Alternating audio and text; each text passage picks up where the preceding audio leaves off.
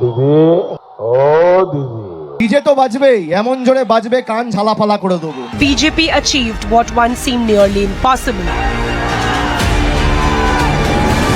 তৃণমূলের 28 বছরের ইতিহাসে তা কখনো ঘটেনি। বিধানসভায় বিরোধী দলনেতা হিসেবে তৃণমূলের ভূমিকা প্রশ্নের মুখে পড়ে যায় বিদ্রোহী সাংসদরা বেছে নিয়েছে এনসিপিআই সায়নী ঘোষ, যে এক সময় পুরোপুরি মমতা বন্দ্যোপাধ্যায়ের পথে চলছিল এবং নিজেকে দ্বিতীয় মমতা বন্দ্যোপাধ্যায় মনে করতে লেগেছিল। আজকের দিনে সে পুরনো সৈনিকরা এখন ধীরে ধীরে দল থেকে বেরিয়ে যায়। কতজন দল ছেড়ে যাবে নয়, প্রশ্ন হয়ে উঠেছে মমতা বন্দ্যোপাধ্যায়ের হাতে আর কতটুকু সংগঠন বাকি থাকবে। 2026 সালের 4 মে পশ্চিমবঙ্গের রাজনীতিতে ঘটে যায় এমন এক ঘটনা যা কয়েক মাস আগে পর্যন্ত অনেকে কল্পনাই করতে পারেনি। 15 বছর ক্ষমতায় থাকার পর তৃণমূল কংগ্রেস ক্ষমতা হারায় এবং বিজেপি বিধানসভায় 207টি আসন জিতে সরকার গঠন করে। সেখানে তৃণমূল কংগ্রেস নেমে আসে মাত্র 80টি আসনে। খালি সরকারই যায়নি, মমতা বন্দ্যোপাধ্যায় নিজেও ভবানীপুরের আসন হারায় শুভেন্দু অধিকারীর কাছে। 9 মে শুভেন্দু অধিকারী পশ্চিমবঙ্গের নতুন মুখ্যমন্ত্রী হিসাবে শপথ গ্রহণ করে। এরই সাথে সাথে পশ্চিমবঙ্গের 15 বছরের তৃণমূল শাসনের অবসান ঘটে, আর এখান থেকেই শুরু হয়ে যায় পশ্চিমবঙ্গের রাজনীতির ইতিহাসের দ্বিতীয় অধ্যায়। নির্বাচনে হারার ধাক্কা সামলানোর আগে তৃণমূলের ভেতরের অসন্তোষ প্রকাশ্যে আসতে শুরু করে।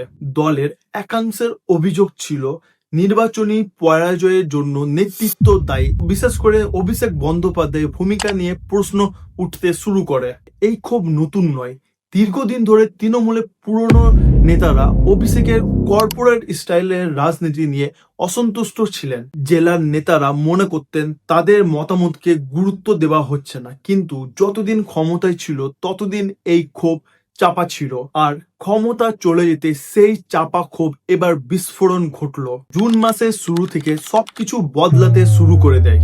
দলের 80 জন বিধায়কদের মধ্যে 58 জন বিধায়ক বিদ্রোহী শিবিরের পাশে এসে দাঁড়ায়। বিদ্রোহী গোষ্ঠী বহিষ্কৃত নেতা ঋতব্রত বন্দ্যোপাধ্যায়কে বিধানসভায় বিরোধী দলনেতা হিসাবে নির্বাচিত করে, আর ঋতব্রত বন্দ্যোপাধ্যায় সাথে সাথে ঘোষণা করে যে অভিষেক বন্দ্যোপাধ্যায়ের এই দলে কোনো ভূমিকা নেই। জুনের দ্বিতীয় সপ্তাহে খবর আসে তৃণমূলের লোকসভার সাংসদের মধ্যে বড় ভাঙন দেখা দিয়েছে। 28 জন সাংসদের মধ্যে 20 জন সাংসদ লোকসভার স্পিকার ওম বিড়লাকে চিঠি লিখে এনডিএ কে সমর্থন করার ইচ্ছা প্রকাশ করেছে বলে দাবি জানিয়েছে সাংসদ কাকলি ঘোষ দাস্তিদা। তিনি বলেন, আমরা জনগণের রায় মেনে নিয়েছি। বিভিন্ন রিপোর্ট অনুযায়ী এর মধ্যে ছিল শতাব্দী রায়, সায়নী ঘোষ, দেব এবং ইউসুফ পাঠানের মতো পরিচিত মুখ। এদের মধ্যে সব থেকে ফানি ব্যাপার হচ্ছে সায়নী ঘোষ, যে এক সময় পুরোপুরি মমতা বন্দ্যোপাধ্যায়ের পথে চলছিল। আজকের দিনে সে নির্বাচনে পরাজয়ের সাথে সাথে সঙ্গে সঙ্গে পাল্টে মারে। 14 জুন লাগে আরো বড় ধাক্কা। 6 বারের সাংসদ এবং দীর্ঘদিনের তৃণমূলের মুখ সুদীপ বন্দ্যোপাধ্যায় বিদ্রোহী শিবিরে যোগ দেন এবং দিল্লিতে গিয়ে শীর্ষ বিজেপি নেতাদের সঙ্গে বৈঠক করেন। তো ব্যাপারটা হয়েছে আজকের দিনে দাঁড়িয়ে মমতা বন্দ্যোপাধ্যায়ের সাথে রয়েছে মাত্র 8 জন সাংসদ। 15 বছরের রাজনীতির মাত্র 15 দিনেই পরিবর্তন। এবার এখানে প্রশ্ন হতে পারে, বিদ্রোহী সাংসদরা সরাসরি কেন বিজেপিতে যোগ দেয়নি? এর কারণ হচ্ছে ভারতের anti defection law.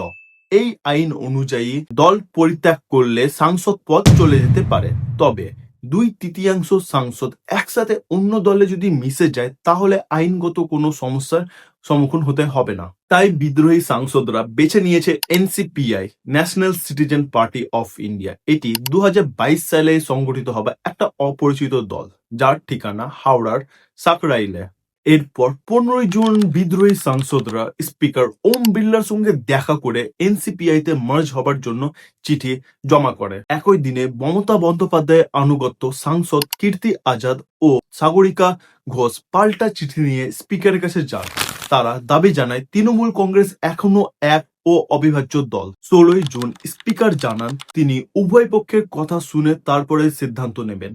Monsoon session শুরু হবার আগে সিদ্ধান্ত আসবে বলে জানা গিয়েছে। এখন সবাই অপেক্ষা করছে স্পিকারের সিদ্ধান্তের উপর, কারণ স্পিকারের সিদ্ধান্তই ঠিক করবে বিদ্রোহী সাংসদরা আলাদা করে পরিচিতি পাবে নাকি তৃণমূল কংগ্রেস একটি অবিভক্ত দল হিসেবেই থাকবে?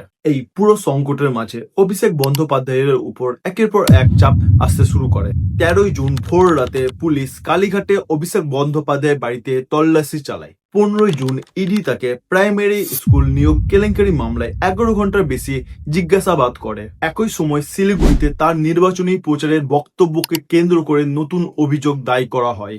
এরই সাথে সাথে 17 জুন ক্যালকাটা হাইকোর্ট একটি গুরুত্বপূর্ণ সিদ্ধান্ত দেয়। মমতা বন্দ্যোপাধ্যায় অনুগত নেতা এবং টিএমসি এমএলএ সোহমদেব চট্টোপাধ্যায় আদালতকে একটি আবেদন করেন যে অ্যাসেম্বলি স্পিকারের ঋতব্রত বন্দ্যোপাধ্যায়কে লিডার অফ অপোজিশন হিসেবে দেওয়া স্বীকৃতির সিদ্ধান্তে স্টে অর্ডার দেওয়া হয়। আদালত সেই আবেদন খারিজ করে দেয় এবং জানায় পরবর্তী শুনানি হবে 28 জুলাই। কিন্তু এখানে বিষয়টি থেমে থাকেনি।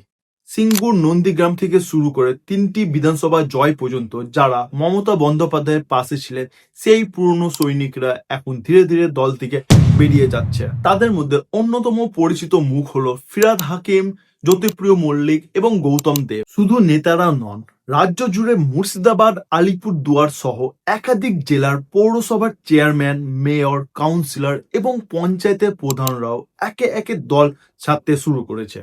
প্রশ্নটা এখন আর কতজন দল ছেড়ে যাবে নয়, প্রশ্ন হয়ে উঠেছে মমতা বন্দ্যোপাধ্যায়ের হাতে আর কতটুকু সংগঠন বাকি থাকবে।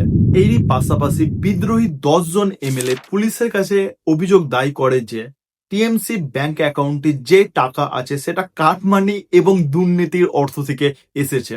অভিযোগের ভিত্তিতে পুলিশ টিএমসি 3টি ব্যাংক অ্যাকাউন্ট ফ্রিজ করে দিয়েছে।